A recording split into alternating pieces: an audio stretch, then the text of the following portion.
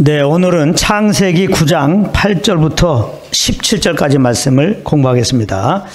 오늘 본문은 하나님께서 노아와 그 아들들과 그리고 모든 생물들에게 다시는 홍수로 세상을 멸하지 않으신다는 언약을 세우시고 그 증거로 무지개를 두시겠다고 하는 그러한 내용의 말씀입니다. 소위 무지개 언약이 되겠습니다. 무지개 언약. 그런데 9절을 보게 되면 이 무지개 언약을 하나님께서 친히 내 언약이다 이렇게 말씀하고 있습니다. 내 언약. 내 언약이라고 말씀하신 것은 노아와 합의해서 쌍방간에 맺는 언약이 아니고 하나님께서 일방적으로 맺는 언약이라는 말입니다. 하나님은 일방적으로 이 세상을 이전 기준으로 심판하지 않으시겠다고 하는 그러한 언약을 지금 하시는 겁니다. 창세기 6장 13절에 보면 하나님이 노아에게 이르시되 모든 혈육이 있는 자의 강포가 땅에 가득함으로 그 끝날이 내 앞에 이르렀으니 내가 그들을 땅과 함께 멸하리라 이렇게 말씀하셨습니다. 여기 보면은 하나님께서 홍수로 세상을 심판하신 이유가 잘 나와 있습니다. 그것은 강포가 땅에 가득해서, 즉 사람의 죄가 가득해서 세상을 심판하였다는 겁니다. 그런데 하나님께서는 오늘 본문에서 일방적으로 다시는 사람의 악함으로 인하여 세상을 멸망하시지 않겠다고 언약하시는 겁니다. 이미 하나님께서는 창세기 8장 21절에서 노아가 드린 번제를 흠양하시고 그 마음에 이러한 말씀을 하신 바가 있었습니다. 내가 다시는 사람으로 인하여 땅을 저주하지 아니하리니 이는 사람의 마음에 계획하는 바가 어려서부터 악함이라. 내가 전에 행한 것 같이 모든 생물을 멸하지 아니하리니. 이 말씀의 의미는 이제 심판을 하지 않겠다, 그런 말씀이 아니라고 공부했습니다. 이것은 심판의 기준을 바꾸시겠다고 하는 그런 의미라고 이미 우리는 공부했습니다. 자, 그렇다면은 새로운 심판의 기준이 무엇인가? 그것은 우리들의 죄를 짊어지시고 십자가에서 죽으시고 삶 만에 부활하신 그 예수님을 구주로 믿느냐? 이것이 새 심판의 기준입니다. 요한복음 3장 16절부터 18절에 보면 잘 나와 있습니다. 하나님이 세상을 이처럼 사랑하사 독생자를 주셨으니 이는 저를 믿는 자마다 멸망치 않고 영생을 얻게 하려 하심이라. 하나님이 그 아들을 세상에 보내신 것은 세상을 심판하려 하심이 아니요 저로 말미암아 세상의 구원을 받게 하려 하심이라. 저를 믿는 자는 심판을 받지 아니하는 것이요 저를 믿는 자는 심판을 받지 아니하는 것이요 교회를 잘 다니는 사람은 심판을 받지 아니할 것이요 11조 잘하는 사람은 심판을 받지 아니할 것이요 선한 일 많이 한 사람은 심판을 받지 아니할 것이요. 이거 아닙니다. 저를 믿는 자는, 예수 그리스도를 믿는 자는 심판을 받지 아니할 것이요. 하나님의 은혜로 우리가 예수님을 구주로 믿었습니다. 우리에게는 절대 하나님의 심판이 없습니다. 아멘. 믿지 아니한 자는, 그러나 예수 그리스도를 믿지 아니하는 자는 하나님의 독생자 이름을 믿지 아니함으로 벌써 심판을 받은 것이다, 그렇게 말씀하셨습니다. 그래서 요한복음 16장 9절에서 예수님은 죄에 대하여라 함은 저희가 나를 믿지 아니하며 라고 말씀하신 것입니다. 그러므로 이제 사람이 심판을 받지 않고 영생을 얻고 천국에 들어가는 것은 오직 예수를 믿음으로 말미암는다는 것을 잘 기억해야 됩니다. 그러므로 아직까지 예수 안 믿으신 분들이 있다면 꼭 내가 내 삶의 주인 되어 산 것을 회개하고 이 시간에 예수님을 나의 구주로 꼭 마음에 영접하시기를 예수님으로 축복합니다. 이거 얼마나 기쁜 소식이에요. 돈 5천만 원 내라, 선한 일 10가지 해라. 그렇게 하면은 이거 부담이 되는데, 그냥 십자가에 죽으시고 부활하신 예수님을 믿기만 하면 구원하신다는데 그 예수를 믿지 않으면 우리는 다 아담에서 죄인으로 태어났어요. 죄성을 가지고 태어나서 이렇게 생각하고 말하는 게 다 하나님 앞에서는 다 죄가 되는 겁니다. 그 죄로 말미암아 한 번 우리가 죽고 그 다음에는 지은 죄들에 대해서 하나님의 심판을 받고 영원한 불구덩이에 떨어지는 겁니다. 죽음은 끝이 아닙니다. 죽어서 끝이라 그러면 사람은 짐승과 다를 게 아무것도 없어요. 죽어봐야 알지. 죽어보면 심판받고 지옥 갑니다. 아멘. 그 예수 믿고 구원받은 게 가장 큰 축복이에요. 베드로가 너희는 나를 누구라 하느냐? 예수님 말씀하실 때 주는 그리스도시요 살아계신 하나님의 아들입니다. 이렇게 성령의 감동 따라서 고백했을 때 예수님이 바요나 내가 복이 있다 말씀했어요. 뭐 그냥 국회의원 되고 그다음에 뭐 박사학위 따고 이 세상에서 부경화 누리고 이런 게 복이 아닙니다. 그래봤자 조금 있으면 죽어요.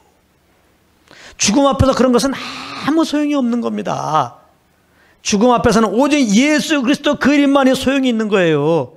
예수 믿었다면 죽어도 죽는 게 아닙니다. 영생을 얻었기 때문에 정말 영원한 낙원에 가는 겁니다. 그리고 이제 주님 오실 날 부활돼 가지고 주님과 영생 복락을 누리게 되는 거예요. 그러므로 아직까지 예수 안 믿으신 분들은 꼭 예수님을 구주로 영접하시길 바랍니다. 가난한 자 같으나 그게 부유한 자입니다. 약한 자 같으나 그가 강한 자예요. 없는 자 같으나 그가 있는 자인 겁니다. 예수 믿는 자들이. 할렐루야. 자, 그런데 하나님께서는 왜 이렇게 노아에게 일방적으로 언약을 하셨을까요? 그것은 노아 입장에서 생각해 보면 잘 알 수 있습니다. 방주에서 나온 노아는 물론 심판에서 구원하여 주신 것과 또 때가 되어 그 답답한 방주에서 나오게 하여 주신 하나님께 대하여 말할 수 없이 감사했을 겁니다. 그래서 나오자마자 번제를 드린 거예요. 감사의 번제입니다. 그러나 연약한 인간지라 혹 언제라도 자신과 자신의 후손들이 죄악에 빠질 수 있을 것이고 그렇다면 언제라도 제2의 홍수 심판과 같은 일이 일어나지 않을까라는 두려운 마음에 빠지곤 했을 것입니다. 하나님은 이런 노아의 마음을 헤아리시고는 다시는 그런 일이 있지 않을 것이라며 일방적으로 이렇게 언약을 세우신 것입니다. 하나님은 이렇듯 모든 사람의 그 두려운 마음의 사정을 다 알고 계십니다. 뿐만 아니라 그 두려움에서 반드시 건져주시기를 원하시는 그런 분이십니다. 그래서 하나님은 좋으신 분입니다. 할렐루야. 모든 두려움의 근원은 죄와 그 죄로 말미암는 형벌 때문에 오는 것입니다. 아담과 하와가 죄를 짓고 두려운 나머지 하나님을 피해서 나무의 뒤에 숨었습니다. 그러나 그때 하나님은 그 두려움에 힘싸여 있는 그들에게 나타나셔서 이런 말씀하십니다. 여자의 후손 즉 그리스도로 말미암아 그들을 죄에서 구원하실 것에 대한 약속을 해주셨습니다. 창세기 3장 15절입니다. 내가 너로 여자와 원수가 되게 하고 너의 후손도 여자의 후손과 원수가 되게 하리니 여자의 후손은 내 머리를 상하게 할 것이니라 하시고, 여기서 말하는 여자는 남자를 알지 못하는 처녀를 말하는 거예요. 처녀의 후손으로 오신 분이 딱 인류 가운데 한 분이 있어요. 그 이름이 예수 그리스도이십니다. 그래서 예수 그리스도는 평강의 왕이십니다. 십자가에서 우리 죄악을 친히 담당하시고 그 피를 흘려주심으로 하나님과 원수가 되었던, 그래서 두려움 가운데 있던 우리가 하나님과 화평한 관계가 될 수 있도록 하셨기 때문에 그렇습니다. 골로새서 1장 20절 21절입니다. 예수 그리스도의 십자가의 그 공로가 얼마나 우리에게 귀한 일인지, 그 십자가로 말미암아 우리에게 베푸신 그 은혜가 얼마나 크신지 잘 말씀하고 있습니다. 그의 십자가의 피로 화평을 이루사 만물 곧 땅에 있는 것들이나 하늘에 있는 것들을 그로 말미암아 자기와 화목해 되기를 기뻐하십니다. 전에 악한 행실로 멀리 떠나 마음으로 원수가 되었던 너희를 이제는 그의 육체의 죽음으로 말미암아 화목해 하사 너희를 거룩하고 흠없고 책망할 것이 없는 자로 그 앞에 세우고자 하셨으니, 이렇게 말씀하고 있습니다. 그러므로 그리스도 안에 있는 자는 정죄와 두려움 가운데 있을 필요가 없습니다. 정죄는 의롭다함의 반대말이에요. 예수 믿으면 우리는 의롭다함을 얻었어요. 그리스도 안에서 의인 되었단 말입니다. 그런데 우리가 조금 잘못했다고 정죄받으면 안 돼. 아, 난 죄인이구나. 그래서 심판받고 그래서 지옥 가겠구나. 이 생각은 하면 안 된다 이 말이에요. 그 마이가 주는 생각입니다. 하나님의 은혜로 십자가에 죽으시고 부활한 예수를 믿으면 우리는 영원의 재산 받은 거예요. 하나님의 영원한 생명으로 완전히 새로운 하나님의 자녀가 돼버린 거예요. 우리는 사실 하나님 품 안에 있는 겁니다. 하나님 품 안에 있는 우리를 아무도 빼앗을 수 없다고 그랬어요. 그래서 우리가 항상 이 복음에 근거돼서 주님 섬겨야 됩니다. 하나님의 은혜로 정말 예수님과 내가 거듭났다면 이것은 흔들림이 없는 거예요. 영원한 구원인 것입니다. 우리가 연약하면 어떤 것 때문에 이 구원이 취소되지 않는 것입니다. 그래서 우리들은 항상 정죄받지 말고 잘못한 게 있으면 자백하면 되는 거예요. 아들로서 말이죠. 자녀가 잘못하면 부모님한테 잘못한 것을 고백하면서 교제가 이어지잖아요. 그런 차원입니다. 아들로서 잘못하면 성령님이 알려줘요. 우리가 주님을 거역하고 살면 성령님이 딱 근심해요. 성령이 근심하면 내 영혼이 딱 알아요. 그러면 성령께서 알려준 죄를 잘못했습니다 하고 자백하면 되는 거예요. 그러면 이제 하나님 다 용서하시고 다시 우리를 안으시고 또 우리를 인도해 가신다는 겁니다. 그러니까 잘못한 것은 자백하고 자백했다면 주님이 다 용서했다는 것을 믿는 믿음으로 정죄감에서 해방되시고 다음 대에 그 피를 의지하고 아버지께 나가서 그 음성을 듣고 그 안에 순종해 보십시오. 갑자기 주님의 평강이 우리를 주장하게 되는 것입니다. 아버지는 내 안에서 지금 성령으로 말씀하시니까 그 음성을 늘 듣기에 힘써야 돼요. 우리에게 성령님은 소원함을 주세요. 소원함. 그 감동함을 주신다고. 그 소원함, 그 감동함 따라 살면 돼요. 그러니까 신앙생활은 우리의 어떤 짓을 말하는 게 아니에요.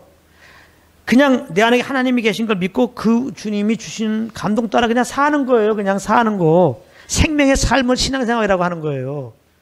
그래서 내가 내 삶의 주인 된 걸 내려놓고 주님이 나의 주인입니다. 주권을 주님께 맡기고 정말 주님의 이끌려 살겠습니다. 통치하여 살겠습니다. 이런 고백만 분명히 나에게 있으면 이렇게 주님이 이렇게 주는 나에게 오는 감동과 그 소감 따라 움직이면 그게 다 성령의 인도함이에요.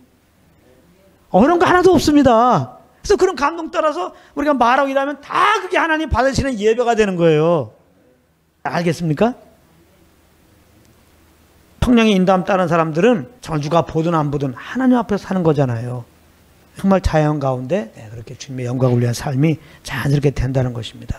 이 생에 이때 유일하게 이 생에 속하지 않는 성령 추행하면 유일하게 육체 욕심을 이루지 않는 정말 율법의 요구를 이루는 그런 삶을 살게 되는 거예요.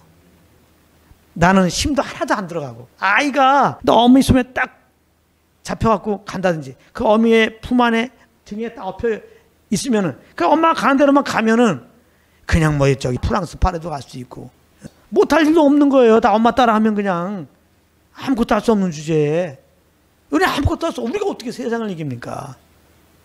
근데 우리가 성령께서 주는 감동 따라 생각하고 말하고 행하면 이미 세상을 이긴 자예요. 예. 그리스도 안에 그 풍성한 삶을 누리는 거예요. 그래서 성령 안에는 의와 평강과 희락이라는 거예요.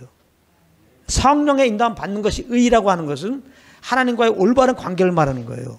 올바른 관계가 있을 때 그게 이제 하나님 나라라는 거예요. 그럼 저는 올바른 관계가 뭐예요? 예수 믿고 그 믿음으로 사는 거. 믿음으로 사는 게 뭐예요? 이게 성령과 동행하고 사는 거예요. 그게 올바른 관계가 있다는 거예요. 그게 하나님 나라라는 거예요. 그것은 뭘로 나타나요? 평강과 희락인 거예요. 14절 15절을 보면 하나님은 다시는 불로 세상을 심판하지 않을 것이라는 그 증거는 무지개를 언급했습니다. 내가 구름으로 땅을 덮을 때 무지개가 구름 속에 나타나면 내가 나와 너희와 및 혈기 있는 모든 생물 사이에 내 언약을 기억하리니 다시는 물이 모든 혈기 있는 자를 멸하는 홍수가 되지 아니할지라. 그러니까 무지개는 심판을 받아야 할 사람의 허물과 죄를 가려주는 역할이 되는 것입니다. 그러므로 무지개는 죄와 허물로 죽은 우리를 살리시기 위하여 이 땅에 오신 예수 그리스도를 예표하는 것이었습니다. 에베소 2장 1절에 보면 예수님은 하나님은 죄와 허물로 죽었던 우리를 그리스도를 통하여 살리셨다고 말씀하셨습니다.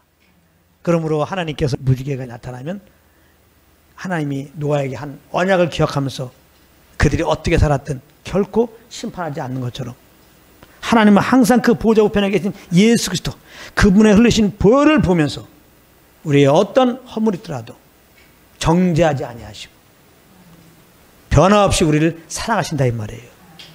우리는 이 무지개 언약을 보면서 그리스도를 통하여 우리를 보인다는 그 사실을 알고 정말 감사와 기쁨을 가져야 되겠죠. 나를 이렇게 죄에서 구원하시고 정죄하지 아니하시고 이 모습 그대로 받으시고 정말 내가 잘하고 나갈 때마다 용서하시고 주의 음성을 구하면 나갈 때마다 말씀하시고, 그래서 내가 주의 인도함을 따를 때마다 이렇게 연약함에도 불구하고 이 세상에 절대 속하지 않냐고, 육체 욕심 의지 않고 하나님을 변함없이 예배하고 어떤 상황에도 주님을 높이고 만난 영혼들에게 복음을 증거할 수 있게 하셨으니 이거 얼마나 감사한 것입니까? 그러므로 이제 항상 그 예수를 믿는 믿음으로 늘 성령과 동행함으로 항상 주님을 예배하고 그 복음을 증거하는 여러분들 되시기를 예수님으로 축복합니다. 아멘.